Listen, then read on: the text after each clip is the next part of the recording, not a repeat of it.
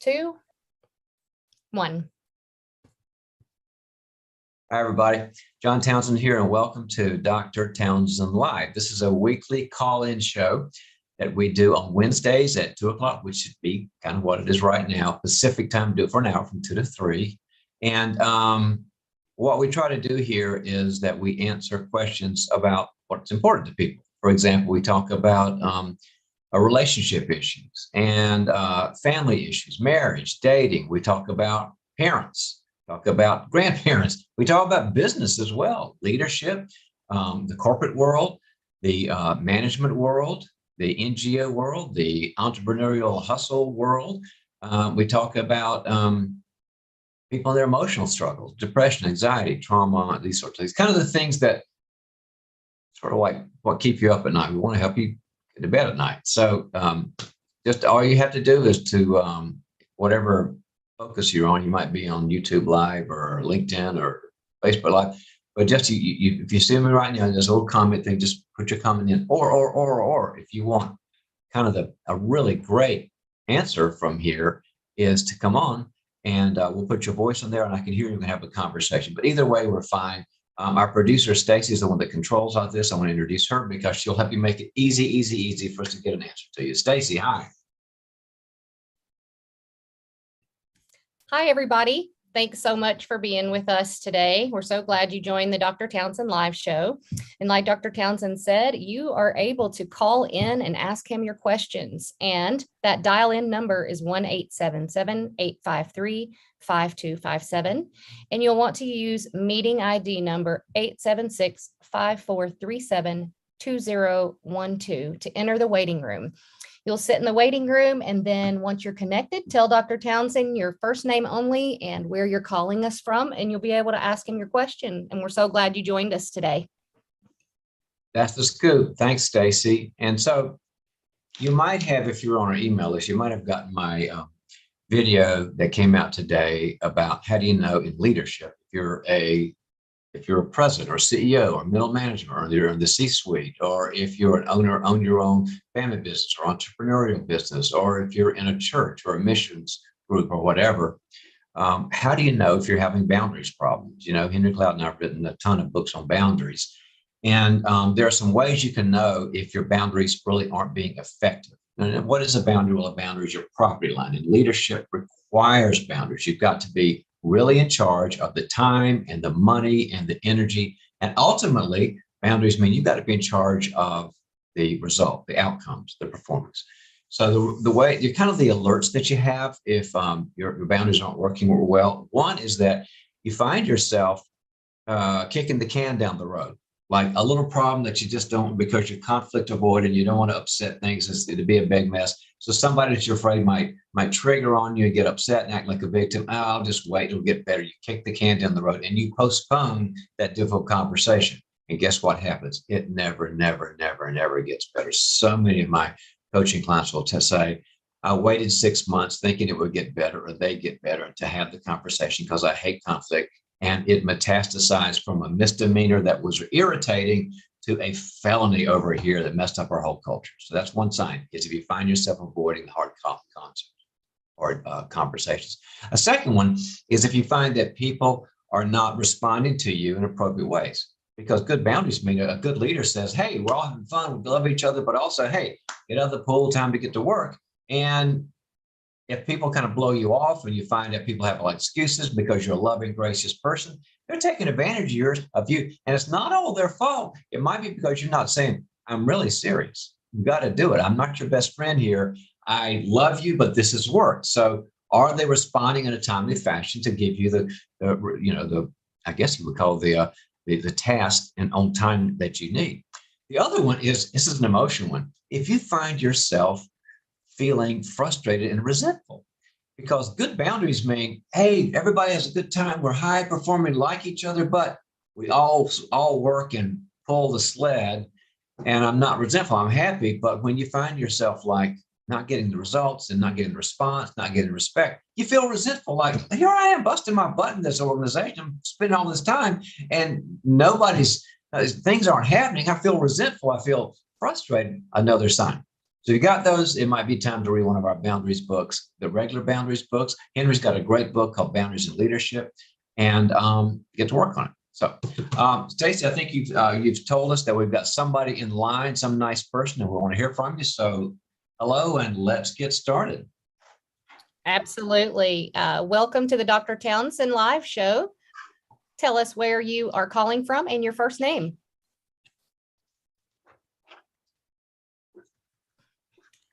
Are you with us, caller? Are you asking me? Hello? Yes, yes. You're live with Dr. Townsend. Go ahead with your first name and where you're calling from.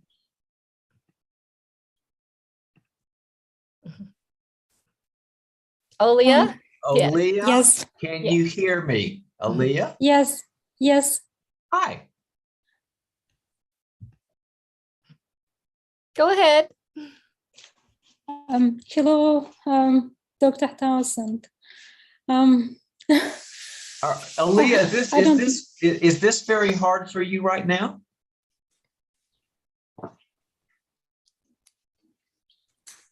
Hello? Are you having a hard time right now? Hello? Can you hear me? I hear you just fine. Can you hear me? Yes, I can hear you very well. All right. I'm coming into this place from the position of a huge despair. I don't know how to continue to live. I'm Ukrainian, and my life. So sorry. Me and my family went through the war experience. We were under the bombardment for 20 days. Then we had a lot of challenges to come back here in my family home in Canada. And it was very difficult to continue to live with all of these losses. It was very difficult to accept that reality, what's going on. I cannot imagine what it was like. And we had only one joy that remained in our life. It was our dog. She was just such a really, I don't know, it's everything what we had. And 2 days ago, our dog passed away. And I feel that my world is completely collapsed, and I don't know, I cannot find a peace. No, you've had catastrophic losses, and your dog is the last one. This is a lot of loss at one time.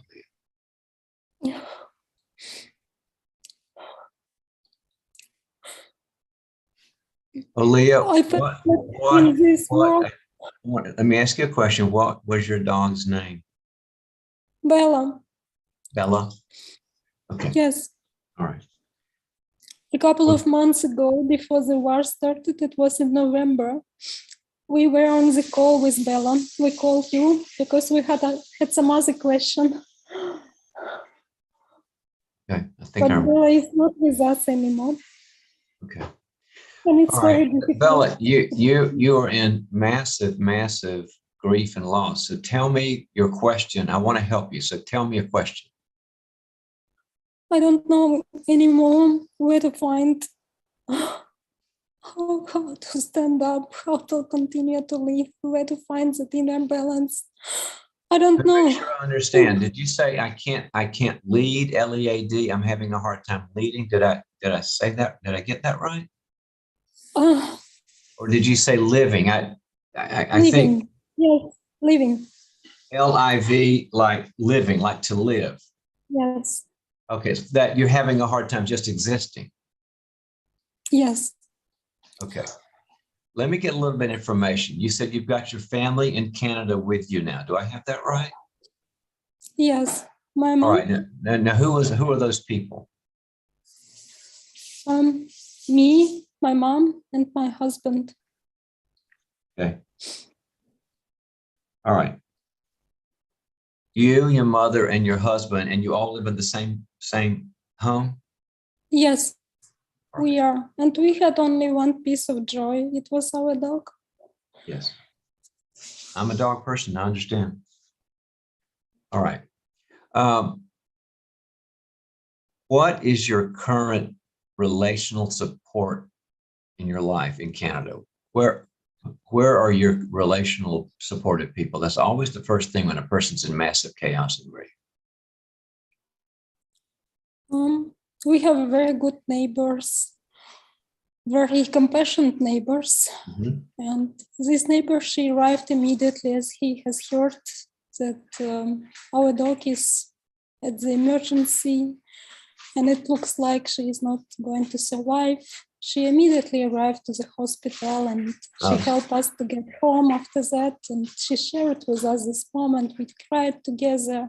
They brought us some food after that. Okay, so very kind people that understand the big loss you have about Bella. Yeah. Okay, so that's your relational support system. Now, what do you guys do during the day? Do you work? Do you have a job? What do you do? Not yet. As we arrived, my mom, unfortunately, she fell down and she has broken her arm. No. And it took a while to visit the hospitals, doctors, and to live outside of the city. Mm-hmm. So everybody just needed me for the help. So you're taking care of everybody, right? Now I was thinking that I'm good enough to come back again to my professional sphere, to look for a job. And what is your profession, Aaliyah? I work for innovative solutions in IT sphere. M-A-T. In IT, in information technologies. So you're in the tech world. Yes. All right, but you're not ready to go back to work yet, but at some point you're looking for. I felt like that I was ready. And then suddenly when my dog just passed away now, the world is so shaking. I cannot find any peace. Aaliyah, do you have a belief, a faith? I thought that I was a very strong believer before the war started. And then when I saw all of that cruelty, when we lost a lot of people in our lives. This is shaking your faith too. I don't know in what I can believe after that. When the God saw that only a dog remained in our life and now she was taken away. How can I believe in something after that? Okay. You know, it reminds me a lot of how Job felt in the Bible when everything was taken away from him and it didn't seem to make any sense. You lost so much, a lot like he did. All right. Aaliyah, I'm going to give you 3 or 4 things to do. Do you have a pen and a paper so that you can remember these things? Because when we're in deep grief, we forget things. Our brain doesn't work. So I need you to get something to write with and a surface. Yes, I do. Tell me when you are ready to. Yes, I'm ready. Okay. I need for you to get, and I don't know where you are in Canada, I don't know the people there, we can help, but I think you need to investigate a healthy church around you and find a warm pastor there that can work on the spiritual part of how deeply you don't trust God anymore, you don't know your faith, but somebody that understands I'm a Christian too. And somebody that understands the Christian faith that can just really be there for you, but not give you a million answers, but that you know that there's a person that understands how shaky your faith is. So I want you to get a warm church and ask for a session with a warm pastor that can help. That's number 1. Okay. And tell me when you finish writing, because I have a few more things to give you. Yes, I made my note. I'm sorry? Yes, I already made my note. All right. The next is I want you to seek a counselor. You're going through, I mean, I pray for your country, and I think it's devastating what's happening to you. And I think that you're probably going through some trauma with all of these losses. And I want you to see a counselor. So find a good counselor. If you don't know anybody, if the church doesn't know anybody, leave your contact information with us, and we will look. We'll find out where you are. But you need to get somebody to help with very likely trauma issues. All right, that's number 2. Yeah. Number 3 is I want you to find, like with your neighbor, a few more supportive people. I love your neighbor. I think she's an angel from God, that she understood you and Bella and all this. And I want you to reach out to her and a couple of other people and just say, I want to be a good neighbor, but I'm a mess right now, and I don't have a lot to offer. I just need people that can just care about me while I feel my feelings. And I'd like to give to you more later, but I've kind of got an empty cup. And there are people in the world that'll go, I know you don't. You have nothing right now. You have nothing. Your life has been upside down. You don't have to take care of me. You can just come have tea with me, and you can just talk about how bad things are, and they'll love you. That will help. So a few more just nice people that don't have to be counselors or pastors. And then the other thing is I want you to understand that grief is okay. Grief is a natural response to awful losses. And I don't want you to feel ashamed about crying. I don't want you to feel bad about it, like you're being not strong or that you're being, selfish. When the tears come, it's okay. And you need to be with people to let the tears come, because they're going to be there for a while. And the last thing, and this is kind of a maybe, Aliyah, but you may want to consider getting another dog. And sometimes it's the right thing to do, sometimes it's not. Sometimes people need a period to say goodbye emotionally to a dog. I understand that. I've had many dogs. Some people find when they just go find another one, the warmth of that dog and the care and how dogs can feel our feelings and snuggle up to us and cuddle with us, sometimes that helps a great deal. So I want you and your husband to consider getting another dog fairly soon. It can go either way, but I've seen it work very well when it works. Aliyah, those are the best things you can do right now in your situation. And I will certainly say a prayer for you. Thank you for calling today.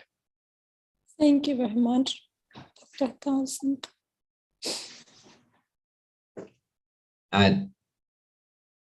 There's just not words for what our friends in Ukraine are going through. There aren't words. And so we have to be asking God to help and asking these folks to get our help and others' help and helping each other, because it's just massive loss. So glad she reached out to us today. Yeah, absolutely. That's anyway. Heartbreaking, and definitely sending prayers. And if Aliyah is still listening, people on your Facebook page are really encouraging her. So that was good. And welcome to the show, Jackie. You are live with Dr. Townsend. Go ahead with, well, we know your first name. Tell us where you are from. So I'm from California, and I'm having some serious issues with my best friend and her family. So me and my best friend have known each other for over 5 years, and we are really close. We do a lot of things together. We go to church together. We do Bible studies together. We exercise together, just like everything super positive and uplifting and encouraging. Mm-hmm. And over the last 5 years, I've kind of opened my friend's eyes to how controlling and abusive her husband is, and how much of a narcissist. Sometimes that blows back on us. What happened? So she is in therapy right now. She realizes how hurtful and abusive he is. But as she's starting to set boundaries, he is getting really angry and even more abusive. And he has since banned me from coming over and has told her that she needs to basically choose having a friend or being married to him. Wait a minute, to have a friend named Jackie or any friends? Basically, he wants to spend like 99% of her time with her. She's allowed to have friends, but he particularly doesn't want her to be friends with me because we're so strongly attached to one another and we uplift each other. And he knows that I see right past all of his narcissistic behaviors. Mm-hmm. Okay, so she's in prison and now you're helping her get out, and now the predator made the prison a bigger prison or tighter prison. For sure. I mean, over the last few weeks, he's done everything, tried to kick her out of the house because she spent an hour with me during the day. He's threatened divorce. He's told her family that we're having an emotional affair because she won't stop being friends with me. And I'm talking like we see each other maybe an hour a day while he's at work, and we're doing stuff like grocery shopping. Or, I mean, last night she came over to my house and we actually watched the narcissistic webinar by Henry Cloud together to try to get more information and support. But he's getting really destructive and angry and just terrible. Okay, now what is your friend doing about this? So sometimes she's able to stand up to him and say, like, I won't allow you to yell at me right now. Mm-hmm. We can resume this conversation at a time you're calm. And other times she just like stands there and gets yelled at because she's terrified. Like she'll be shaking as he's yelling at her. What is she doing when he does that? You see, when you got somebody who is an aggressive, narcissistic person, their only tool for a lot of times is just to escalate, to make you more uncomfortable. You kind of expect that, right? I mean, right. It'd be crazy to think he's going to, if she says, you know, you need to not yell at me, or you got to go, I'm so sorry I'm yelling. Tell me if I do that again. I mean, that'd be a healthy response. Obviously, right. We don't have health in this room. So they escalate to kind of get you back into compliance. So when he escalates, what does your friend do? She kind of listens to him, tries to be understanding. Okay, I understand that you feel jealous, or I understand this, but that's not how I see it. And she engages more than I think she should, because you can't win with a narcissist. Like nothing you say is going to change their mind. Well, it's not about rational and reason, those kinds of things. No. So, right. So after a while, his escalation goes so far and she tries to reason, and then it ends up, does she end up complying and saying, okay, I won't call Jackie? Sometimes. Recently though, she's been standing up and saying like, you can't control who I'm friends with, and she'll still see me, but then he makes her life hell at home. Okay. Now, I'm glad that she's in counseling. That's always the first step, because she's got to be empowered to do some difficult things. So what's Jackie's question for me? Because you're a part of this. So what do you want to know? So there's a how do I, or how does somebody, give me the how thing, Jack. How do I continue to support her even though he's being even, I feel responsible for her going through hell because she's finally deciding to stand up to him. But how do I continue to support her when it's making it worse because of his outbursts? And then today he said that he's going to contact me and basically let me have it. Let me know that I'm destroying their marriage by still being friends with her. So how do I respond to that appropriately, I suppose? Well, let's go first things first. This is kind of a crazy nightmare thing. Yes, I agree. First things first is she needs to be empowered. Yeah. And the counseling is good, your friendship's healthy and all that.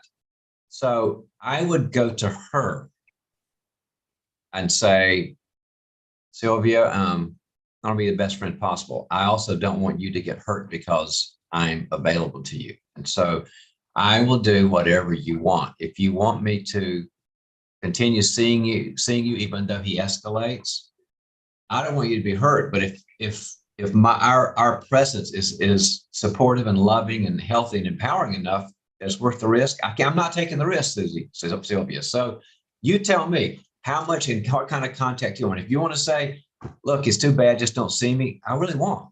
But if you say you want to talk to me and all this, knowing that there's a risk against you, I'm all there. But I kind of need to know what you want, because she needs to be empowered, not by Jackie saying do X, Y, Z, but what do I really want? You know, is it worth the risk of him escalating for me to have a relationship with Jackie? She has to have that empowerment. That's number one. Number two, I would welcome some contact from the guy. And I would probably say, sorry you feel these things about me, James. I know that things are tough, so I am more than happy to have a conversation with you with a qualified licensed mental health practitioner that can work it out. And if you don't want to do that, I just probably can't talk to you. So what do you want to do, James? In other words, I don't think the guy is going to do anything good with you, and you don't want to be attacked verbally or any other way. So just say, we'll bring a pro in, otherwise we can't talk. Okay. So for your first thing, I have told her, like, I can't be responsible for your decisions, and this is so toxic for you. Like, you're the only one that can make the decision whether to continue with me or not. And she has said that she believes that God put me in her life, that we're doing such healthy things that she doesn't want to give it up. Mm-hmm. It's just like, at what point does it end? Because he's tracking her phone calls. He has a tracker in her car. He knows. Okay, but remember that happens a lot, Jackie. And here's the key. When she says that, you say to her, what does your shrink say? Because the shrink's got the clinical information, the 10,000 hours, they work with predators. And you say, what does your shrink say about tracking, that sort of thing? So it gets you out of the area that you don't have expertise in. Right. Information. Just say, let's see what your therapist says. Okay. In other words, kind of make it that the therapist is the quarterback. Right. And she makes emergency calls or whatever she needs to. That's what I did it many, many years. And then you're kind of the support system, but you don't have to come up with the answers. Get the quarterback playbook, get her to get that from them. And then you come in and play your supportive role. Take the pressure off of you. You're not, as a friend, you can't do it anyway. Then you're in the right position as she is too. All right. Thank you. Good luck, Jackie. Thanks. Goodness, what a mess when someone can control someone by threatening. It's just awful when a person, the worst thing that it's so, in my world, we call it diagnostic. It's like, how do you know when somebody is really a narcissist? Well, tell them no. Because a healthy person go, oh, so you don't like my tone of voice? No, it hurts my feelings. Oh, how about this tone of voice? And then the narcissist goes, well, I'll show you. So when you got the bullied kind of narcissism thing going, just say no, you'll find out, and then protect yourself at all costs. But don't cut yourself off from what the empowerment and love you need. Because if you cut yourself off from the empowerment and love you need, guess who's in control? The narcissist again. So Jackie's asking the right questions, and we've got to keep empowering Sylvia to keep getting the right support from the playbook, from the coach and the quarterback in the playbook, and from using Jackie where she needs to. It's so complicated, but it really works if you do it that way. I've seen it happen many, many, many times. Mm-hmm. Okay, Dr. Townsend, your next caller is online with you. Caller, you're live with Dr. Townsend. Go ahead with your first name and where you're calling from. Caller, are you with us? I don't know if that's me. My name's Therese. I'm calling from Oceanside. Hi, Therese. Hi, how are you? I am good. What's your question for us today? I'll try and make it short. You helped me last year with my daughter. It's the same situation, only different. I'll make it brief as I can. She's 26. She's a single parent. She lives with me, my 2 grandchildren, and she's had a boyfriend for a couple years, which is fine. But last couple years, like a lot of relationships, they have the ups and downs. But most recently, my son found out that he's like texting this other woman and flirting with her and telling her he's single. And so he and my daughter got into let me get the players right here, Therese. My son found out that he's texting. So I assume that he is the boyfriend. Do I have that right? Well, they all had worked out at the same gym. And so my daughter's boyfriend was texting the manager of the gym, whom my son knows, Okay, so your found out son, that, your son found out the guy's doing this inappropriate stuff that a guy who has a steady girl should not be doing. right. Gotcha. Okay. Yeah, and make a long story short, it's not the first time he's done other things, and she gets real upset, and then she ends up taking him back, which I had a big conversation with her, and I said, you have the freedom to make your own choices. I told her how much I love her and I want her to have the best. I just told it from the heart, but then I just said, I'm pretty much done, because there was, with her kid's father, it was so much drama back and forth. Oh, It was really, you're kind of going to the bad deja vu, remembering your own bad experience. yes. All right, now Yeah, hold on. and I get part of this already. I think I'm good, Teresa. So ask the question. my question is, I told her, because tend to be a soft person. It's not I'm working on my boundaries. But my question is, I told her in the last conversation that if she chooses to work it out with him, that's her choice. But I don't want him in the house. I don't want him in my house. She can work that out on the outside.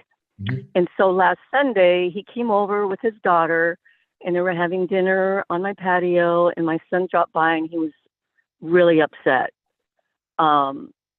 because I had already told her what I told her. So now I'm like, here it goes again, So I don't know if that's too harsh of a thing to say and not even let him come in. But honestly, I really don't want him in.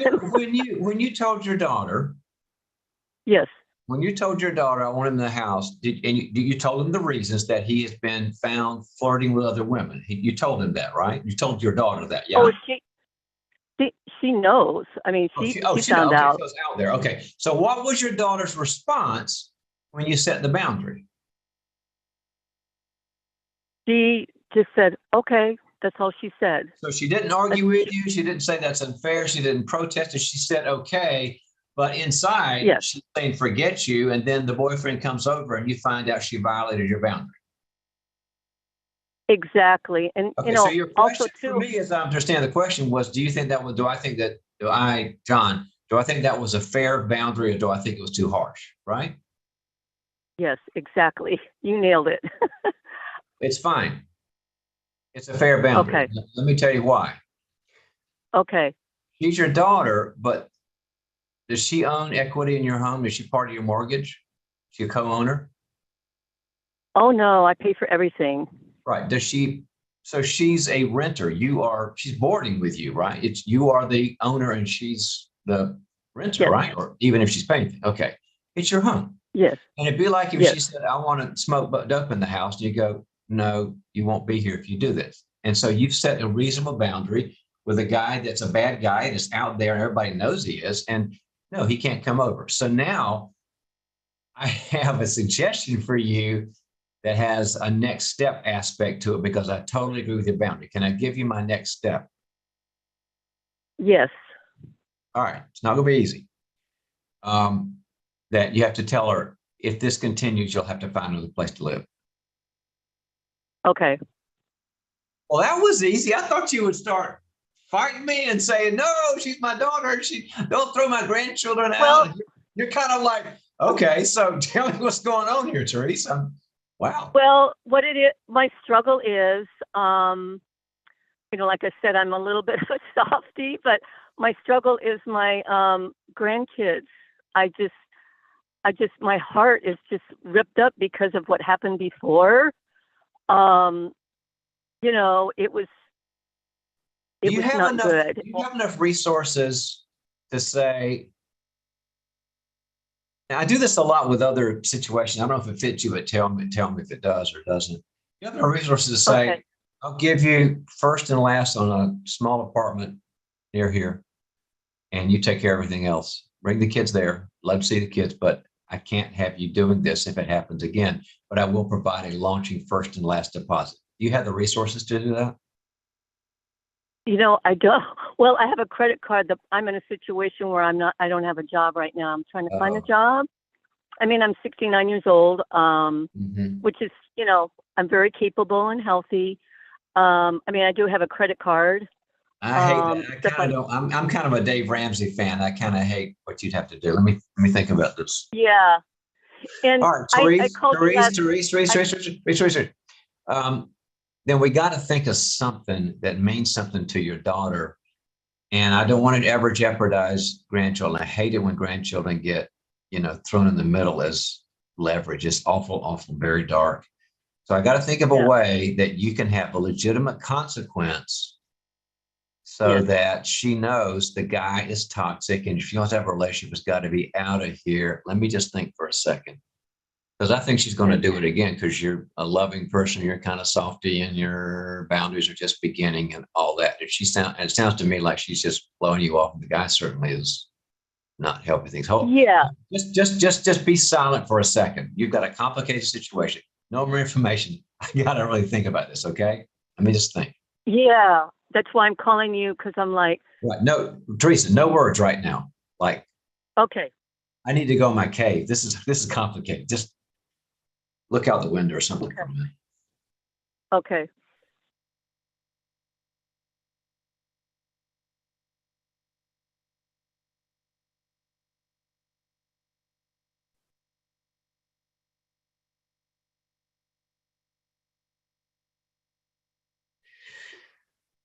Okay.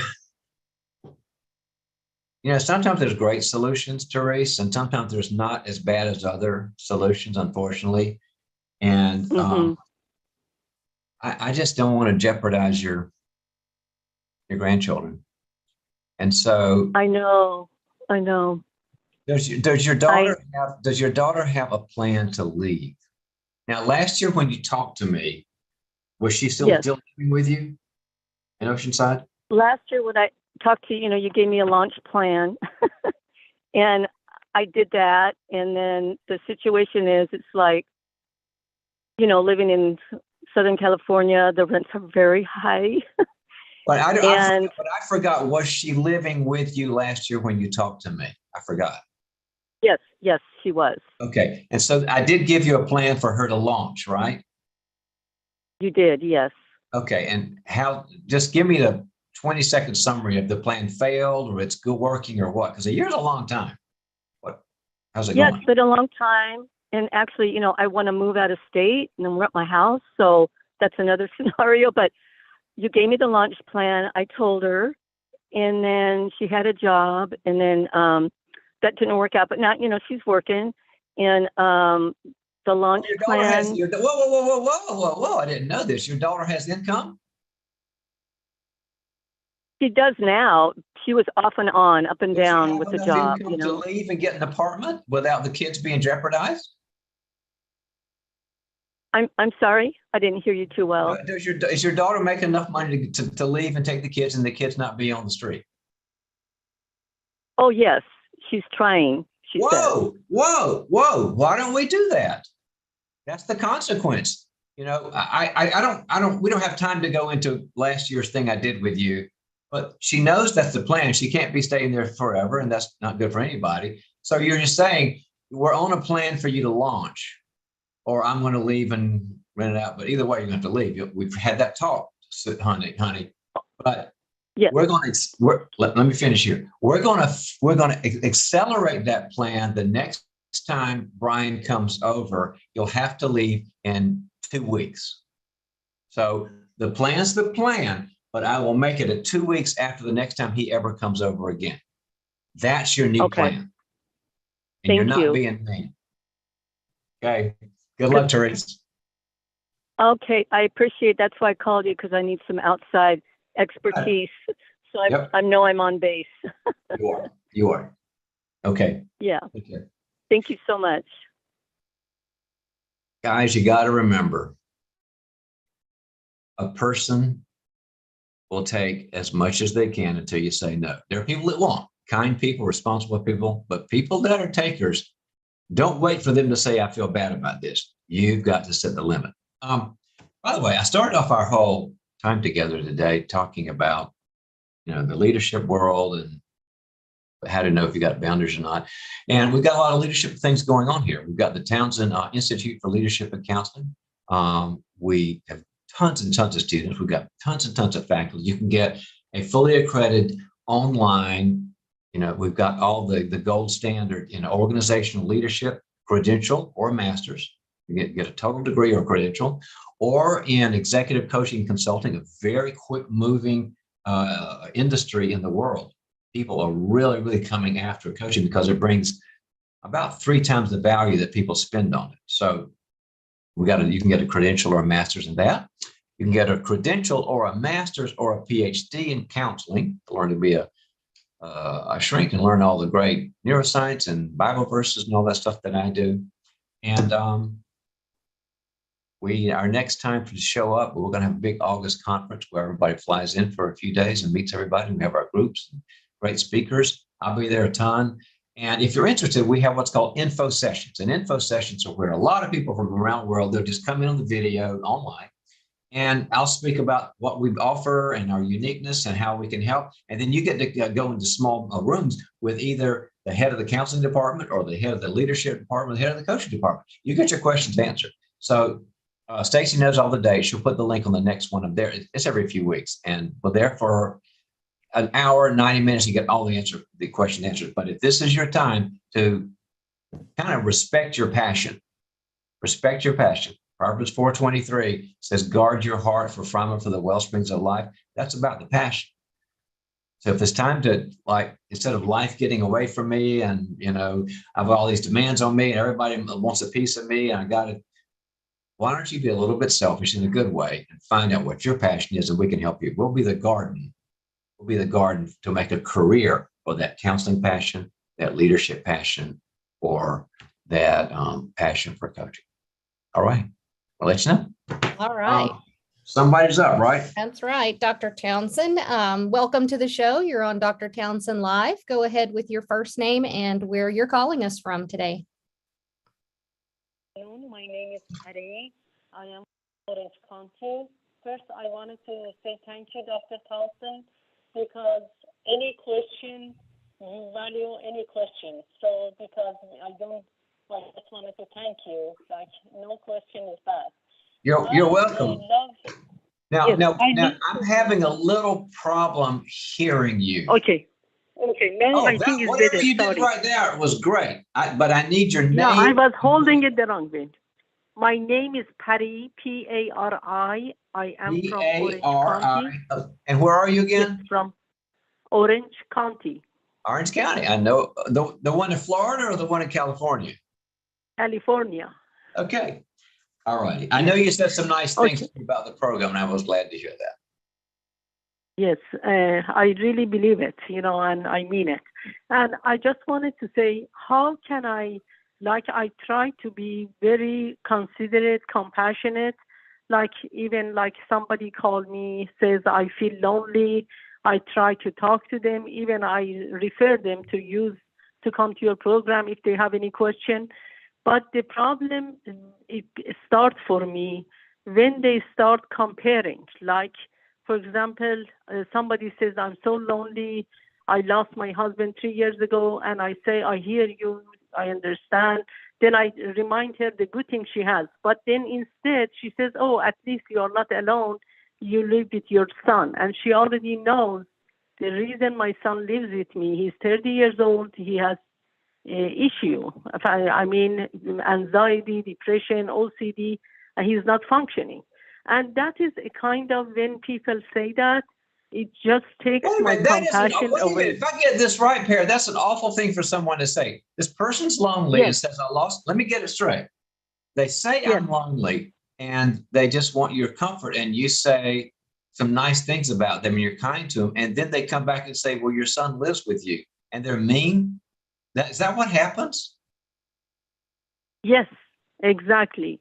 And I have many, many times people compare if you have one good thing, but they don't see the good things they have. Even another occasion, another person says, oh, you're lucky, your sister lives close by to you. And then she forgets that I never go to another person says, oh, you're lucky you have a husband or you have a mom, your mom is still living.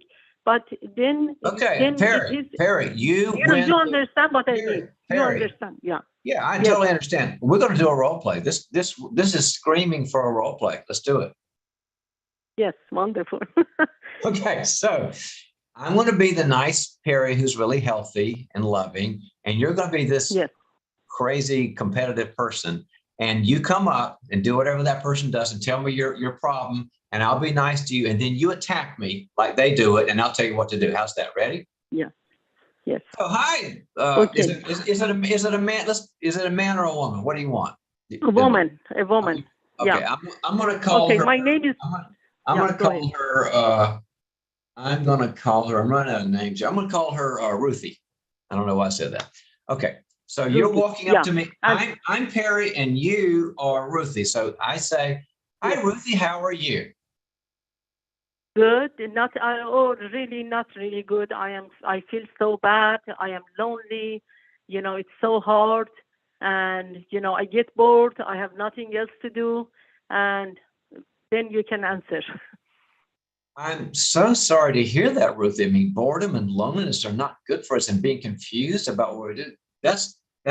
I'm so sad about that. You know, I really see you as a good person with lots of strengths and lots of good things in your life. But I'm so sad to hear all this. But I think you don't understand because at least you have your son living with you, and I get bored. I feel lonely. My daughter only calls me 5 times a week, and then my son comes every other day, and that is not enough. And then I get okay. Then you can answer. I'm sorry. Ruthie, that's true about my situation. But can I ask you a question, Ruthie? Do you want my help here? Would you like my help? You can help me, Patty. You can help me. I just can. wanted you know. Okay. You just yeah. want me to know that you're having a hard time, because I would do what I can to help and comfort you as long as you don't say bad things about my situation. It kind of sounds jealous. So if you stop talking about my situation and talk about your situation, I'm happy to be there for you. There's a little ground rule I need. You won, Patty. Once again, amazing. I love this. I love this. Now, wait a Thank you minute. so much. Was our conversation last time? Oh, it was some other sort of mean person. What did they do? Yes. Was Yes. it another neighbor that was so mean? Yes, exactly. Exactly. And then just this time, when she saw me, she was coming forward. I just took my phone and I left, and then she grabbed my son to ask him the question. Where did you know? And I said, "Good luck to my son. Poor my son." Well, that means one day when your son's fed up with this crazy woman, he'll call me and want to do a role play with him. Yes, I sent her to the neighbor. I mean, another neighbor, which happened to be again my son, because she really is curious. But thank you so much. This really means. I'm going to affirm something. I want to affirm something for you. Yes. Something I really respect about you is that when you understand a difficult step, like we just went through, and I noticed this before, when you understand a difficult step, you do it. You don't just talk about it, you do it. Well done, Perry. I'm sure it'll work out. Way to go. Thank you so much. Have a wonderful day. Thank you. Take care. Bye-bye. Now the lights come on, go take a step. That's what she did. And that's what she did last time. And I'm convinced that she'll do that with Ruthie this time. By the way, I want to let you know that I'm back on the leader thing again, because leadership is so important. But if you want to get like, I guess I would call it an accelerant to your leadership, come to the 1 week Ultimate Leadership Week that we have here in Orange County, California. Henry Cloud and I speak at it. We have trained facilitators who work with small groups of high capacity leaders and work with them through where they're stuck, where they're frustrated, where they're not achieving their potential, cultural issues. Am I the right person? We work through all those things. It's a very intense week. Been doing it many years, and just gets rave reviews from all kinds of leaders, from people in the corporate world, entrepreneurial world, the management, family businesses, churches, NGOs. So Stacey's going to put the time on because coming in a few weeks. but it's really, really effective. And that 1 week is packed. It's intensive, and you come out with lots of tools and skills, and you come up with great new, like what I would call aha moments. Oh, that's why this happens. That's why this happens. So it's like a 1 week version of this show. It's really good. And I'll see you down there. Right. And I think Townsend Institute already beat me to the punch. They've already shared the link for it in the comments. If everybody's looking, it's growthskills.org. And like he said, there's a few spots left for the July 11th through 15th workshop. You won't regret going. John, I think you have a few questions online that some people are not able to call in, but they have put questions in for you. So one is coming from Mary Beth. And Mary Beth is asking, how do I stop ruminating after leaving an emotionally destructive marriage? It's been 4 years. I went no contact and I'm struggling with closure. Read it one more time. She says, how do I stop ruminating after leaving an emotionally destructive marriage? It's been 4 years. I went no contact and I am struggling with closure. And her name is Mary Beth. That's a big deal. Hey, Stacy, since she's not here, why don't you be her? Well, okay. Let's try that. I can do that. I think a conversation is a little more effective, and I'll just be, no, wait a minute. She's not asking for a relationship thing. This is the end of a relationship. No, we'll do that later. I was thinking about when I start the show, that when somebody writes a thing and it's about a relationship, I was going to bring you in and say, okay, you be the crazy person and I'll fix it. I'm not saying you're crazy. I'm just saying that might bring more life to it. Well, she made the choice to leave it. It is very difficult to leave an emotionally destructive marriage. That takes a lot of courage. So congratulations. This is one of those things that's not really role play, because those are kind of the dyadic things of me and you and I. Now, this is more internal. This is more, she can't get rid of the thoughts that are intruding and she's ruminating about. So let me just answer her question. Correct. And I'll put you on the spot and embarrass you later. How's that? Okay. Mary Beth, first off, you have reason to feel this. It's not that you're like not wanting to get over it and you're just hanging on because you enjoy the misery. It's miserable to not be able to get over somebody. And so I want to just kind of let you know, I get it. It's hard. Let me explain rumination. When you still have intrusive thoughts and feelings and memories, those are the big ones after a long period of time, after a normal grieving process. And 4 years has passed the normal grieving process of this kind of relationship. It just tortures you. I mean, it's torturous, and it's a reenactment a lot of times of not only the bad things that you want to get away from, but the good things, the tender things, the things that could have been, the warm things, because not every relationship is 100% torture. I mean, none are. So the rumination comes back to the parts you missed. So the anatomy of rumination is that I still need something. And I keep returning in my head to that relationship, even though I know it was crazy toxic and it was the right thing. I still need whatever good things, maybe it's only 20% good things and 80% awful, but I still need those things. And so my brain keeps saying, since you don't have them now, today, I'm longing. It's a longing for those things. And it means that what I tell people to do, I think lists are very good. They help our brains, they help us to make decisions. Because I would make a list or work it out with a friend or, kind friend or somebody's got insight or a therapist or somebody. And find out thematically what you miss about that person. Now, thematically is different than specific memories. If you say, I miss that time in Paris, that's an event. That's not a theme. But if you say, I miss when we joked around together, he had a sense of humor, or I miss it when I felt scared and like a little girl, he was strong and big and made me feel protected. Or I miss it when I felt like we were both in a ministry together. God was there. And it was like we were one thing with a big purpose. I want you to come up with, it's never more than probably 3. It's 1, 2, or 3 of the major themes. And you'll go back and go, that's what the memories are about, the closeness or the protectiveness or the simpatico or the the intimacy or whatever. You got to come up with the themes, and you'll find that from the specific memories. The specific memories go into a pattern of things. Then there are two things that I would want you to do. And one is to begin the grief process over those specific things, not just Tom, but those times, those things that Tom brought to the table, those themes that he brought in the relationship. Begin to grieve. You know, the grief's a good thing. The Bible says that in Isaiah, it says that we have a Savior, the Messiah, Jesus. It says he was a man well acquainted with grief. So the leader of leaders knew how to grieve. So I would start feeling sad about it and find the safe people and say, I need to talk about it, cry about it, let it go. And crying and weeping lets it go. But that's not all. That's part. I'll give you the list. Part 2 is the grief.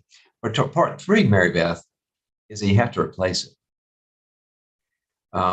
We were meant to have certain needs met, designed by God to have certain needs met.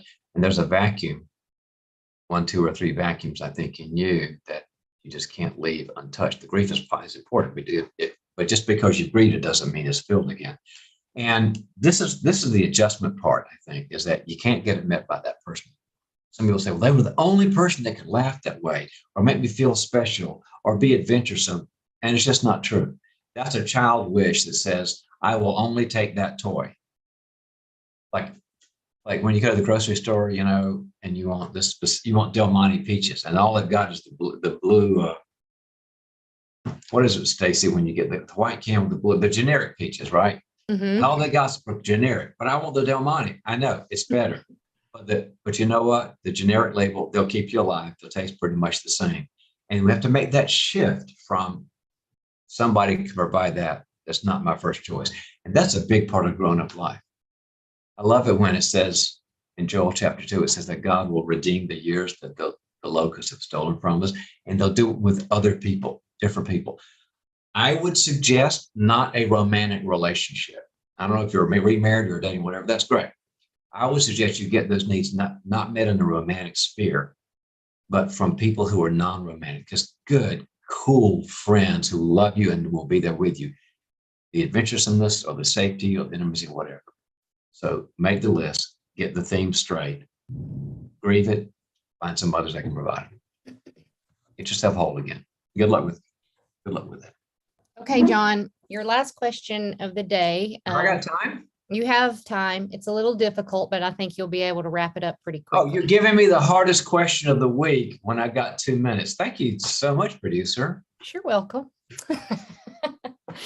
So this one comes from John. Also, he follows you on Instagram and he sent his message in. He says that he has just found out recently that his wife has a porn addiction, and he saw a segment that you did on Loveology. He said that he knows that. Oh, that's Les Parrott's new thing for everybody's you got to see Loveology. It's about all the relationship stuff. Me and Henry, a ton of people are on there. Loveology is great. Les is great.